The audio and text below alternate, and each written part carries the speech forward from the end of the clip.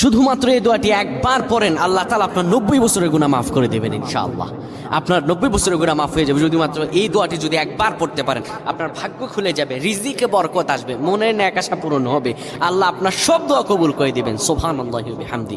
এত ফজিলত, এই দোয়াটা আপনারা শেয়ার করে দিবেন। এই যুবকেরা, আমল না করেও সওয়াব পাবা। তোমার একটি শেয়ারে, একটা বাটনে প্রেস করে তুমি সওয়াব পেয়ে যাবা। কারণ তুমি আমল না করো, অন্য কেউ যদি তোমার শেয়ারের বদৌলতে আমল করে, সওয়াব তুমি পেয়ে যাবা। নবীজির হাদিস।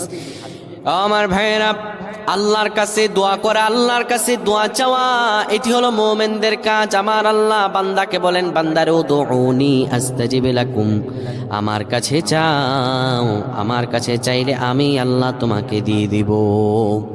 কেউ যদি একবারে দোয়াটি পড়তে পারে, দোয়াটি হলো রব্বি ইন্নী যালামতু নাফসি ফাগফিরলি। কেউ যদি এই দোয়াটা একবার পড়তে পারে, আমার আল্লাহ তাআলা তার 90